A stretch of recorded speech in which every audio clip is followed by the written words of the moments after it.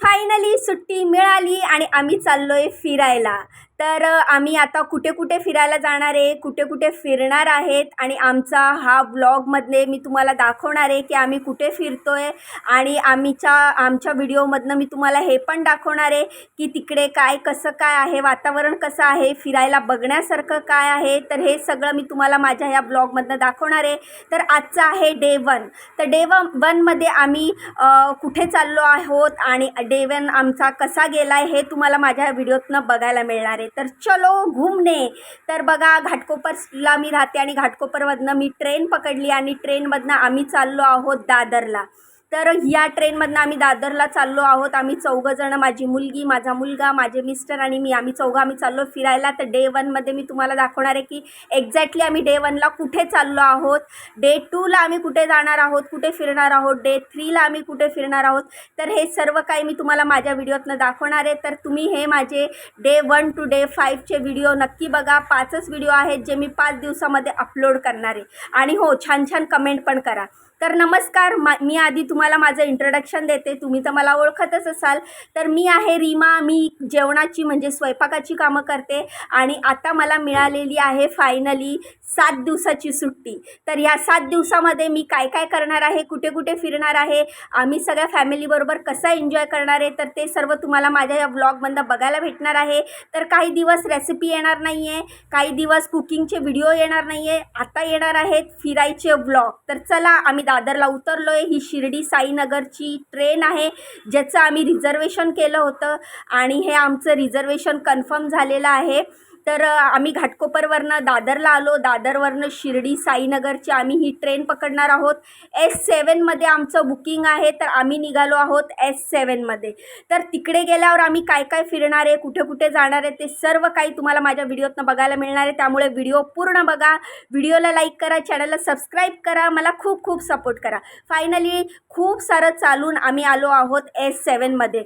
आणि आम्ही लवकर आल्यामुळे ट्रेनमध्ये लाईट्स नव्हत्या, म्हणजे लाईट चालू झाल्या नव्हत्या. ट्रेनचा दादरवरनं टायमिंग 10 वाजेचा आहे आणि आम्ही 9:30 वाजताच आलो होतो. आणि आम्ही ट्रेनमध्ये अशा अंधारामध्ये एंट्री केली. डब्यामध्ये कोणीच नव्हतं आणि इकडे आमचं रिझर्वेशन आहे.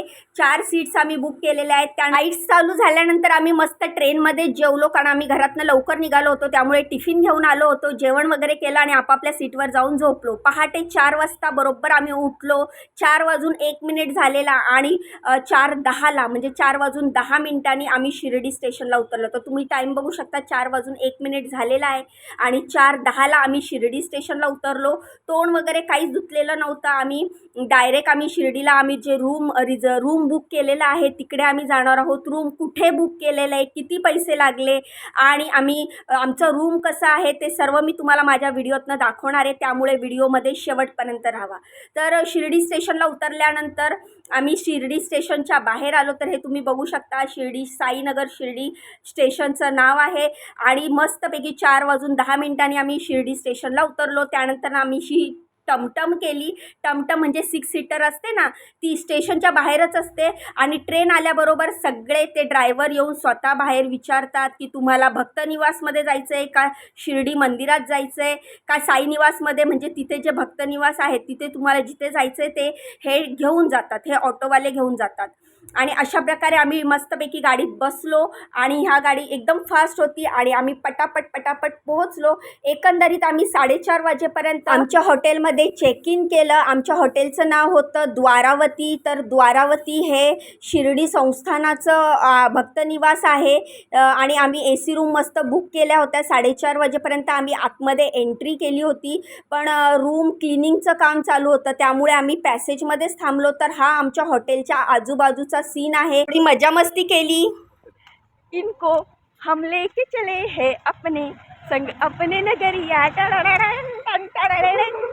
एवढ्या दिवसानंतर सुट्ट्या मिळालेल्या आणि आमची फॅमिली आम्ही फिरायला चाललेलो. हे दिवस आम्ही आमच्यासाठी निवडलेले होते, जिथे आम्ही एकत्र राहणार होतो, मस्त एन्जॉय करणार होतो आणि मला देखील आयतं ताट मिळणार होतं.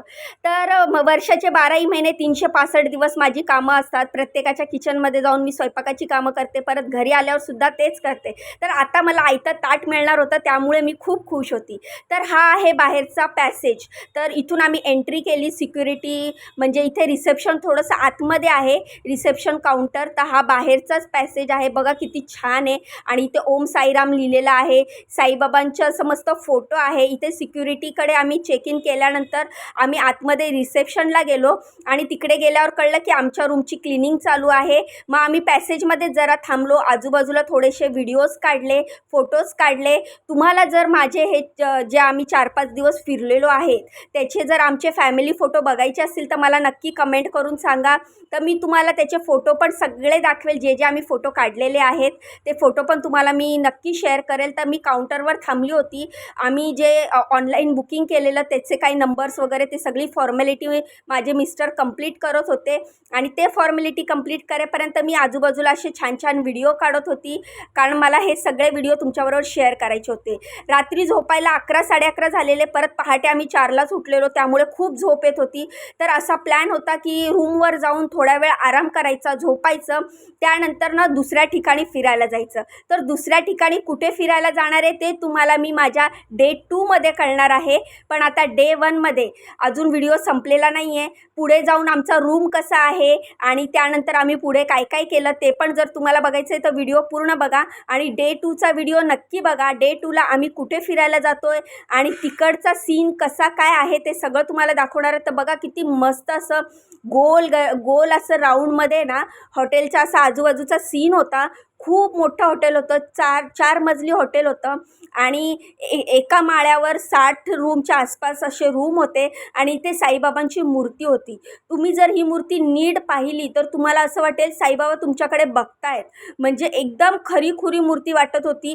याचे पण जर तुम्हाला फोटोज बघायचे असतील तर मला कमेंट करून सांगा.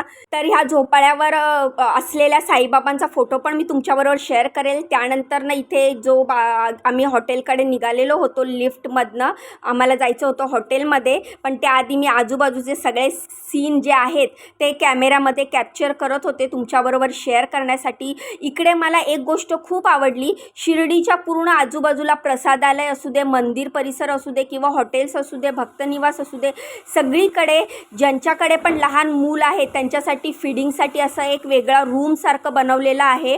तिथे आपण आपल्या लहान बाळाला घेऊन फीडिंग करू शकतो. जागोजागी ही सोय त्यांनी केलेली.